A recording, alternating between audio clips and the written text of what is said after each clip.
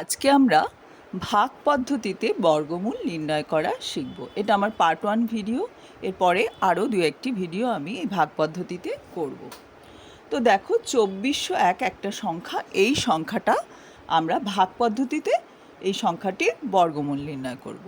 প্রথমে আমরা কি করব, আমরা ডান দিক থেকে জোড়ায় জোড়ায় সংখ্যা দাগ দিয়ে নেব, গ্রুপিং করে নেব একটা। দেখো এককের ঘরে কি আছে 1, তার আগে কি আছে 0, দুটো হলো, দুটো নাম্বারকে আমরা তীর চিহ্ন দিয়ে আলাদা করেছি, পরে আবার দুটো, তাহলে দুটো দুটো করে দাগ দিয়েছি।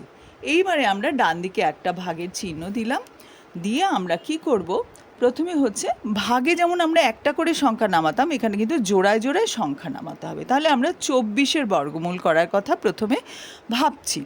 তাহলে দেখো 24-এর মানে কাছাকাছি সংখ্যা নিতে হবে। কীরকম সংখ্যা? যে সংখ্যার বর্গ করলে 24-এর কাছাকাছি হয়। তো আমরা জানি 2 দুগুণে 4, 3 ত্রিকে 9। দেখো 4 গুণ 4 করলে হয় 16, 4-এর স্কোয়ার হচ্ছে 16, 5-এর স্কোয়ার বা 5-এর বর্গ 5 গুণ 5 হচ্ছে 25। তো 25 24-এর থেকে বেশি, তাহলে তার আগেরটা নিতে হবে, অর্থাৎ 4 4-এ 16 নিতে হবে। তাহলে নিয়ম হচ্ছে প্রথমে আমরা 4 লিখব, এটা কিন্তু পরে আসছে। প্রথমে আমরা 4 লিখব, তাহলে 4-এর বর্গ করলে হয় 16, তাই 24-এর নিচে আমরা লিখলাম হচ্ছে 16। এবার 24 থেকে 16 বিয়োগ করব, বিয়োগ করলে কত পাচ্ছি? 8 পাচ্ছি। এবার পরবর্তী জোড়ায় কি আছে? 0 1, এই সংখ্যা দুটো আমরা নামালাম, তাহলে হলো 801। এবার এই 801-এর বর্গমূল করব। কিভাবে করব? এই যে ডান দিকে আমরা 4 লিখেছিলাম, 4-এর ডাবল বা দ্বিগুণ বাদিকে বসাবো। 4-এর দ্বিগুণ কত হয়? 8। এবারে 8-এর পাশে এমন একটা সংখ্যা বসাতে হবে যাতে কিনা সেই সংখ্যাটা দিয়ে গুণ করলে গুণফল 801-এর কাছাকাছি হয়। তো আমরা প্রথমে চেষ্টা করছি। 801 অনেক বড় সংখ্যা, আমি 8-এর পাশে ধরো 3 দিয়ে শুরু করলাম। 8-এর পাশে 3 বসালে হয় 83, 83-কে 3 দিয়েই গুণ করতে হবে, অন্য কোনো সংখ্যা না। যেহেতু আমরা 3 বসিয়েছি, 3 দিয়ে গুণ করতে হবে। 3 দিয়ে গুণ করলে কত হয়? 249। তাহলে হলো না, আমরা আরেকটু বাড়াই। আমরা 8-এর পাশে 5 বসালাম, এবার 5 দিয়ে গুণ করলাম, কত হচ্ছে? 425। তো আমার আছে হচ্ছে 801। তাহলে সংখ্যাটাকে আরেকটু বাড়াতে হয়, আমি 8-এর পাশে 7 বসালাম, 7কে 7 দিয়ে গুণ করলাম, দেখছি 609 হচ্ছে, হলো না। তাহলে আরেকটু বড় করি, বড় সংখ্যা নিই, অর্থাৎ 8-এর পাশে 7 না বসিয়ে আমরা এবার 9 বসিয়ে দেখি কি হয়।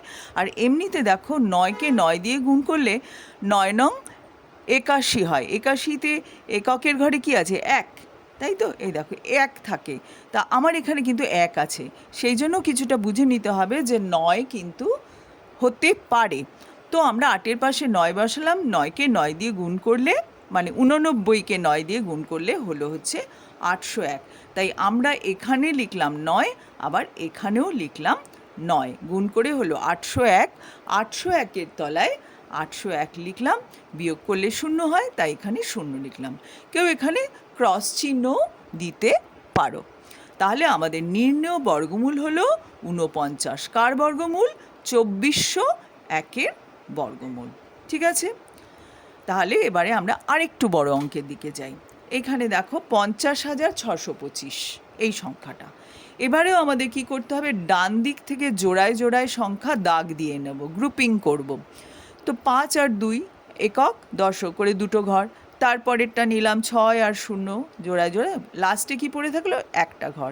তো একটা ঘর যদি পড়ে থাকে, আমরা একটা ঘরের বর্গমূলটা আগে করে নেব। হ্যাঁ, তো তাহলে দেখো আমি এটা বাদ দিয়ে দাও। প্রথমে কি ছিল? 5। দেখো এখানে আছে হচ্ছে 5। তো 5-এর কাছাকাছি বর্গ সংখ্যা কি? 2 দুগুণই 4, তাহলে আমরা এখানে লিখব 2 আর এখানে লিখব 4। 5-এর থেকে 4 বিয়োগ করলে কি হয়? 1 হয়ে গেল। এবার কি করব? এই 0 6 নামাবো, একসাথে দুটো নামাতে হবে, একটা কিন্তু নয়, এটা মাথায় রাখবে। 106 হলো।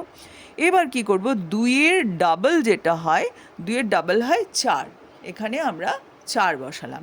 এবার 4-এর পাশে এমন সংখ্যা লিখতে হবে যেই সংখ্যাটা দিয়ে গুণ করলে 106-এর কাছাকাছি হয়। আমরা ধরো 4-এর পাশে 2 বসিয়েছি, এই যে এখানে রাফে আমি গুণগুলো দেখিয়ে দিই। 4-এর পাশে 2, আবার তাকে 2 দিয়ে গুণ করলাম, কত হলো? 84। ঠিক আছে, এবার পরেরটাও করে দেখি। 3 বসালাম, 3 দিয়ে গুণ করলাম 129। 106 থেকে 129 বেশি, তাই আমরা চারের পাশে 3 বসাবো না, আমরা 2 বসালাম। 2 বসিয়ে আমরা পেলাম হচ্ছে 84। এইবার 106 থেকে 84 বিয়োগ করলে কত হয়? 22 হয়। এবার এই 25টা নামাতে হবে, তাহলে এই সংখ্যাটা পেলাম। এবার এখানে ছিল 22, এটা কিন্তু এখনো হয়নি, 5টা পরে এসছে। 22 ছিল, তাহলে 22-এর ডাবল 44 লিখতে হবে। এবার 44-এর পাশে এমন একটা সংখ্যা বসাতে হবে যে সংখ্যাটা দিয়ে গুণ করলে যেন এটা হয়। তো আমরা পরপর এখানে বসিয়ে বসিয়ে 2 বসিয়ে গুণ করেছি, 44-এর পাশে 3 বসিয়ে 3 দিয়ে গুণ করে পেলাম 1329। এরপরে 5 বসিয়ে 5 দিয়ে গুণ করে দেখলাম 2225। 5 দিয়ে হবে এটা কিন্তু আপনাদের বোঝা উচিত, কেননা 5 5-এ 25, এখানে কিন্তু 25 আছে। তো এইভাবে আমাদের গেস করে করে, অনুমান করে করে নির্ণয় করতে হয়, রাফে গুণ করে করে দেখতে হয়। তোমরা একটা দুটো অঙ্ক করতে করতেই এটা শিখে যাবে। তো 44-এর পরে 5 বসালাম, তাহলে 445-কে এই 5 দিয়ে গুণ করলে হয় 2225, তাই এখানে 5 বসালাম। তাহলে আমাদের এই বর্গমূলের চিহ্ন দিয়ে আমাদের লিখতে হয় 500625, এর বর্গমূল কি হলো? 225। ঠিক আছে, বর্গমূল হলো 225। আশা করি তোমরা বুঝতে পেরেছো। তোমরা নিজেরা চেষ্টা করো, এর পরের ভিডিওতে আমি আবার অন্য ধরনের অঙ্ক করাবো।